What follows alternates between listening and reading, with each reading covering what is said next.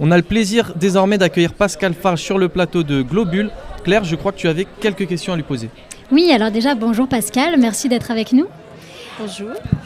Alors déjà, qui ne connaît pas la librairie Landru dans la Vallée ?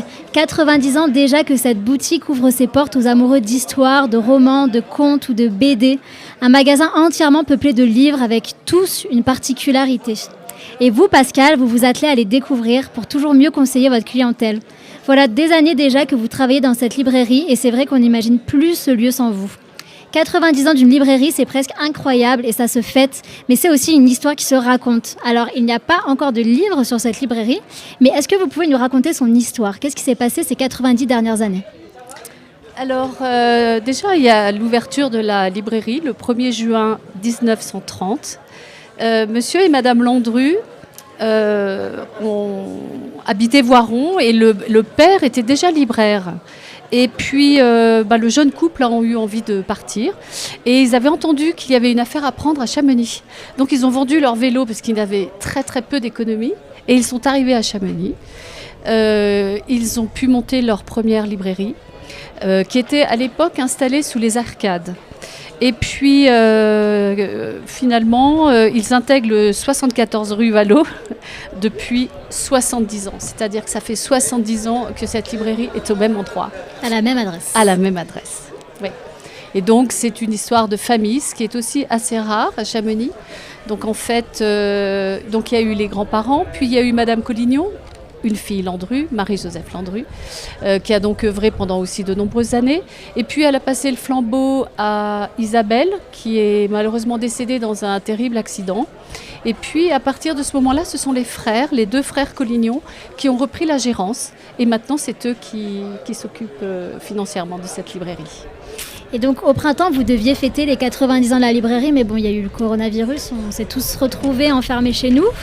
Mais je crois que vous avez quand même mis en place quelque chose pour marquer cette année particulière. Voilà, absolument. C'est-à-dire qu'on trouvait dommage que rien ne reste. Et du coup, on a mis en place un livre d'or qui est disponible à la librairie et où chacun peut écrire un témoignage, un souvenir, une anecdote, enfin quelque chose qui a marqué cette librairie parce que finalement, c'est un lieu que moi je trouve magique. Et donc, je trouve intéressant que des gens puissent... ça fait passer ça fait passer le souvenir, ça permet aussi qu'il y ait des choses qui restent. Justement, en parlant d'anecdotes, est-ce que vous avez une ou plusieurs anecdotes à nous raconter ? Oui, alors je trouvais assez amusant en fait de parler des signatures parce que c'est aussi ce qui fait vivre les librairies. Et alors il y a quelques années, je n'étais pas encore moi-même à la librairie Landru, Madame Collignon a pu accueillir les alpinistes vainqueurs de l'Annapurna du premier 8000, à savoir Monsieur Herzog, Monsieur Terret, Monsieur Lachenal et Monsieur Rébuffat, tout ça dans cette petite librairie. Et il y avait tellement de monde que cela a provoqué une émeute et le service d'ordre a été obligé d'intervenir tellement il y avait de monde et que tout le monde voulait les voir, les toucher. Enfin voilà, donc c'était un souvenir vraiment très fort. Et puis alors là, moi j'étais déjà dans les murs pour la deuxième signature dont j'ai aussi un souvenir incroyable. On avait eu l'opportunité de faire venir Claude Lanzmann, formidable auteur, et grâce à son œuvre, la librairie a été prise d'assaut. Et Claude signait, lui, en sirotant quelques chivas, c'est-à-dire toute la soirée, rien que ça. Et inutile de vous dire que à la fin de la séance a été épique. Je ne vous raconterai pas comment il est rentré. Bon. C'est un secret qui est bien gardé par Pascal. Et comme je disais, les Livrez-vous, c'est une véritable histoire d'amour. Vous avez d'ailleurs une chronique sur Globule Radio qui s'appelle « Le coup de cœur littéraire de Pascal Farge », qui reviendra d'ailleurs à la rentrée pour ceux à qui ça manquait. Et je sais qu'il y a beaucoup de gens dans la vallée qui m'en parlent, qui aiment beaucoup écouter ça. Mais c'est pas parce que c'est l'été que vous vous êtes arrêté de lire, j'imagine, bien au contraire. Alors, est-ce que vous avez un premier coup de cœur à nous présenter ? Oui, absolument. Alors, j'ai choisi un livre gai, parce que, ma foi, nous sommes en plein été, et que donc, on a peut-être aussi envie d'un peu de légèreté. Donc, c'est un livre qui s'appelle, le titre, c'est La gitane aux yeux bleus, c'est de Manen Sanchez, et c'est aux éditions Mercure de France. Alors, c'est l'histoire d'un inspecteur un peu loser, pas très dynamique, qui prend un peu sa future enquête un peu par-dessus la jambe quand même. Et il doit retrouver le fils d'un riche Anglais, éditeur, qu'il a missionné pour fermer la succursale espagnole. Ça se passe en Espagne, oui, j'ai oublié de dire, ça se passe à Barcelone. D'accord. Ça, c'est important. Et les péripéties, les descriptions originales font de ce livre un livre très très drôle, joyeux, romanesque, et ce qui ne gâche rien est très bien écrit. En fait, c'est une petite enquête et tout se finira très bien. Il y a même de l'amour. Ah, une petite histoire d'amour. Merci Pascal, on fait une courte pause et on revient tout de suite sur Globule Radio.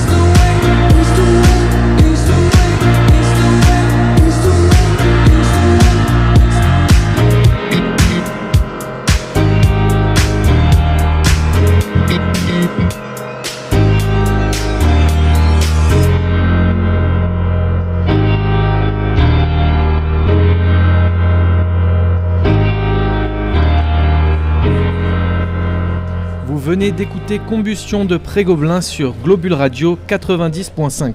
On est toujours avec Pascal Farge sur le plateau en direct. Et Claire, tu n'avais pas fini ton entretien.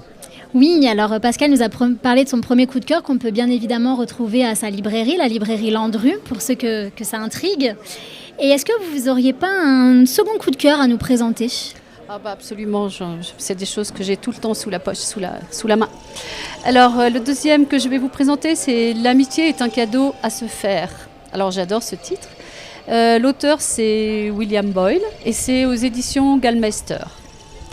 Et ce livre, c'est l'histoire de 3 femmes qui se rencontrent de manière totalement improbable et qui se lancent dans un road movie inoubliable. Alors c'est vraiment jubilatoire, déjanté.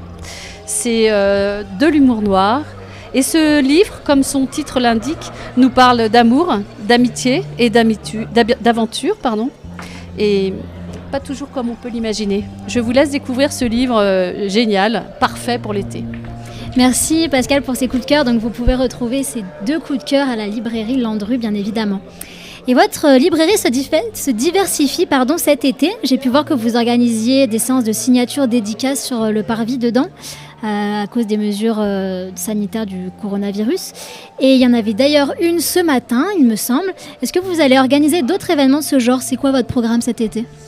Alors, oui, c'est un petit peu compliqué cette année, mais bon, on va essayer de faire au mieux. Alors, mercredi 22 juillet, de 17 à 19h, toujours devant la librairie, on va accueillir Monsieur Nougaret, qui est un monsieur qui vient depuis des années à Chamonix et qui va dédicacer son livre Le tambour d'Arcole aux éditions Horizon.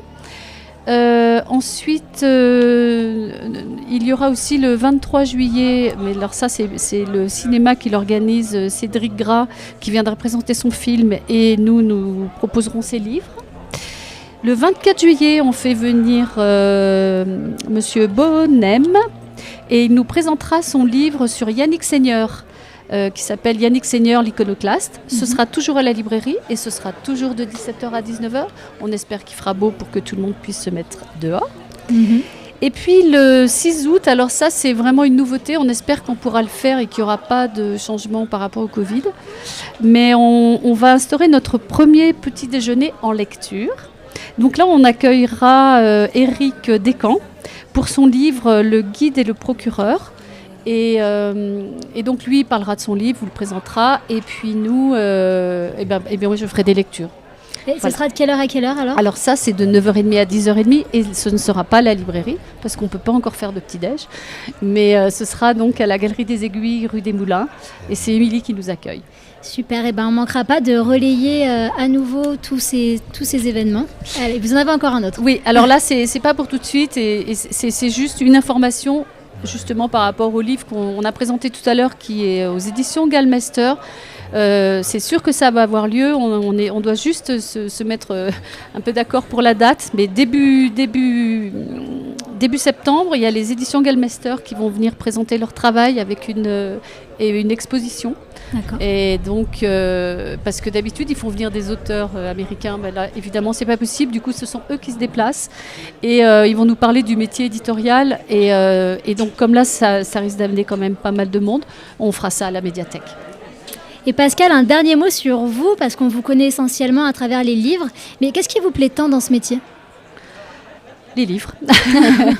Non, en fait, je suis quelqu'un qui lit énormément. Je suis vraiment une passionnée et j'ai besoin j'ai besoin des livres et en plus je suis vraiment roman. J'ai besoin de ça pour avancer, pour rêver, j'ai pas forcément besoin d'aller voyager. Moi, les livres me suffisent et je lis énormément de choses, aussi bien des polars que des romans contemporains et un peu d'histoire aussi. Voilà, pour moi, c'est vital, c'est mon souffle, la littérature. Voilà, et je suis vraiment une passionnée, je ne me verrai pas faire autre chose et j'ai de la chance C'est ce que j'allais dire, vous avez de la chance. J'ai vraiment de la chance de faire ce que j'aime, oui, absolument. Mais ça, j'en ai conscience tous les jours quand je me lève. Et votre livre préféré, est-ce que vous en avez un ? Oui. Qu'est-ce que c'est alors ? Enfin, j'en ai plusieurs, mais j'en ai un vraiment, vraiment que j'ai aimé, c'est... non, en fait, j'en ai deux, mais je ne sais pas lequel je vais choisir. Peut-être que je vais choisir Là où les tigres vont... Non, je ne me souviens plus des titres. Enfin, il y en a un de Mathias Hénard. Mais le problème, c'est que maintenant, les auteurs, ils ont des titres à rallonge. Donc, du coup, on s'en mêle un peu les pinceaux. Mais c'était je ne me souviens plus du titre. Mais en tout cas, c'est un livre de Mathias Hénard. Et c'est l'histoire de Michel-Ange qui est invité au sultanat d'Oman pour construire un pont. Et c'est magnifique, on a l'impression d'y être, on a les odeurs, tellement c'est bien écrit. J'ai vraiment adoré ce livre. Donc c'est un livre qui vous a fait voyager ? Complètement, encore un. Ben merci beaucoup Pascal Farge d'être venu avec nous au South Bar. Super. Dans le cadre de Rancard, donc on est au South Bar sur Globule Radio 90.5. On va bientôt retrouver Juliette et Charlotte pour la météo. Merci beaucoup Claire et Pascal pour cet entretien. Sans mauvais jeu de mots, du coup, on va tourner la page et on va se retrouver juste après un peu de musique pour l'agenda du dimanche avec Claire, moi-même et ma bonnette poilue. Ah bah toi t'es le plus beau, mais t'as jamais rien trop fait. C'est facile quand on vit, pas grand chose et on ose effriter les trophées quand on est trop bien assis.